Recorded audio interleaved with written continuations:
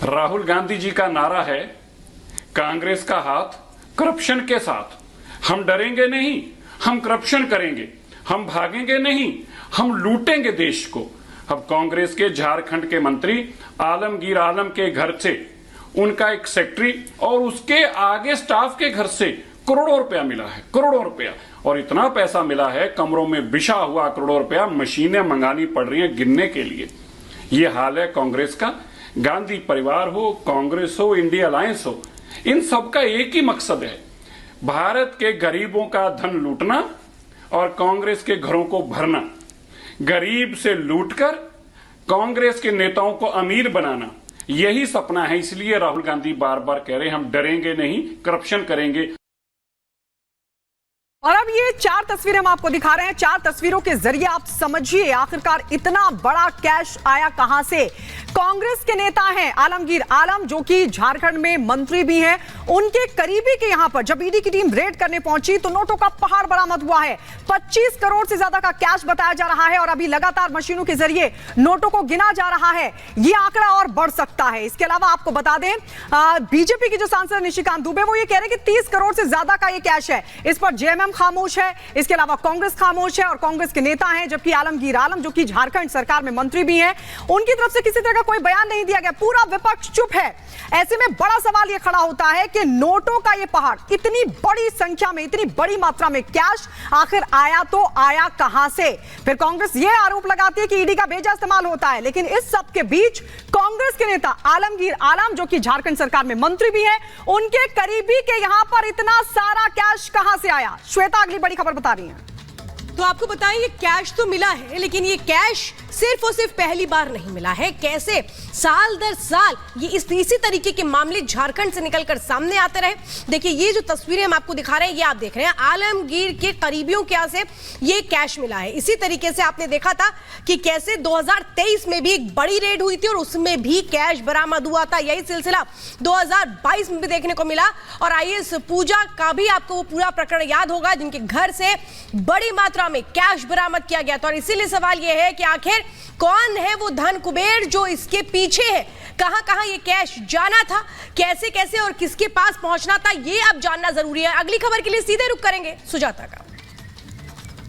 और अगली खबर कांग्रेस से मची अंदरूनी कलह से जुड़ी हुई है। देखिए, ये आप मशीन देख रहे हैं जो नोट गिनने के लिए लाई गई है। अंदाजा लगाइए किस तरह से छिपा कर रखा गया बड़ी मात्रा में वो कैश, जिसको अब गिनने के लिए ये मशीन मंगाई गई है। आप अंदाजा लगाइए कि आखिर ये जो कैश है किस तरह से अलग अलग जगहों पर क्या ले जाना था, यहां पर इकट्ठा किया गया। आखिर कौन कौन लोग हैं जो इसके पीछे। सुजाता, ये बड़ी अब एक तरह से कहीं पड़ताल है।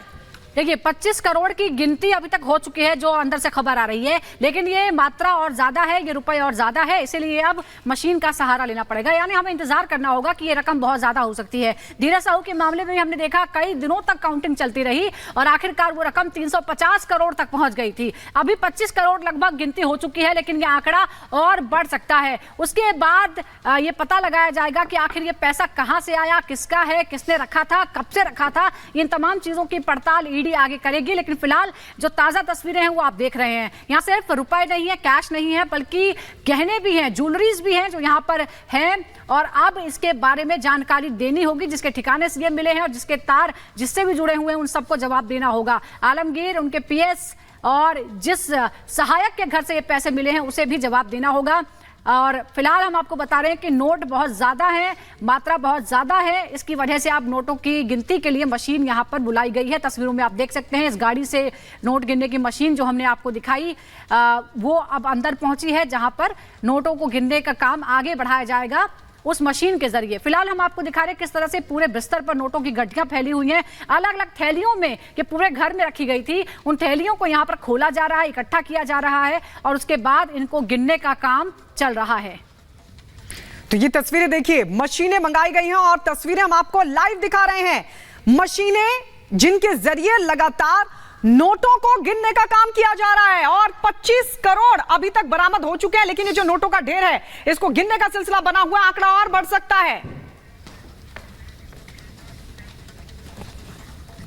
और अब बात कांग्रेस में मचे अंदरूनी कलह की करते हैं। राधिका खेड़ा जिन्होंने कल अपना इस्तीफा सौंपा कांग्रेस अध्यक्ष को, अब इस पर सीएम योगी ने जवाब दिया। सीएम योगी कह रहे हैं कि जो राष्ट्रभक्त है, दरअसल राधिका खेड़ा ने नाराज होकर पार्टी से इस्तीफा दिया और मल्लिकार्जुन खड़गे को चिट्ठी लिखी, उसमें यह साफ तौर पर कहा कि क्योंकि वो राम भक्त हैं, क्योंकि वो राम मंदिर गई और जब से वो राम मंदिर से होकर आई हैं उनको लगातार परेशान किया जा रहा है, बाकी नेताओं की तरफ से उन्हें अपमानित किया जा रहा है। उन्होंने शिकायत भी की लेकिन किसी ने उनकी सुनवाई नहीं की। कांग्रेस का जो छद्म रूप है, इस छद्म रूप से देश की जनता जनार्दन अच्छी तरह वाकिफ है। उसे मालूम है कि ये जो भी दिखावा कर रहे हैं ये वास्तविकता पर आधारित नहीं है।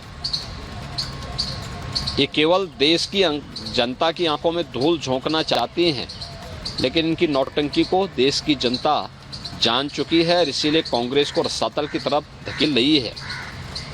कांग्रेस की एक प्रवक्ता ने कांग्रेस से इसलिए इस्तीफा दिया क्योंकि वो तो छत्तीसगढ़ है, छत्तीसगढ़ तो भगवान राम का ननिहाल है, माता कौशल्या का मायका है और वहां की एक राम भक्त तो किसी भी दल की हो सकती है। वह अगर अयोध्या में रामलला का दर्शन करने के लिए आई थी, इस आधार पर कांग्रेस के नेताओं के द्वारा उनका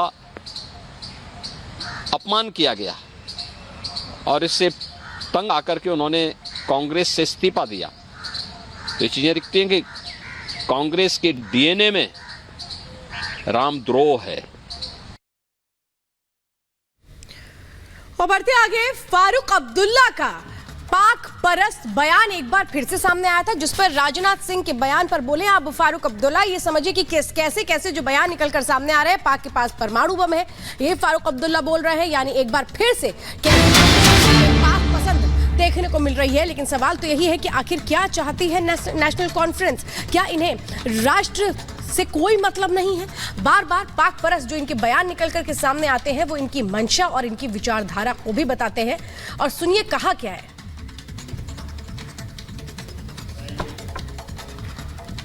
तो ये राजनाथ सिंह के बयान पर पलटवार किया है। पीओके के भारत में विलय वाले बयान पर जवाब दिया है। पाकिस्तान ने चूड़ियां नहीं पहनी है।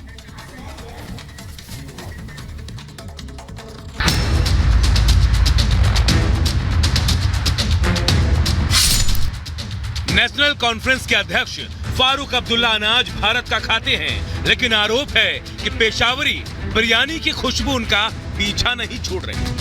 पाकिस्तान के प्रति उनका प्रेम, उनकी दीवानगी, उनके लिए हमदर्दी खत्म होने का नाम नहीं ले रही। आलम यह है कि हिंदुस्तान परस्ती के जिक्र में जैसे ही उनके सामने पाकिस्तान का जिक्र होता है और मसला पीओके का उठता है, फारूक अब्दुल्ला तिलमिला उठते हैं।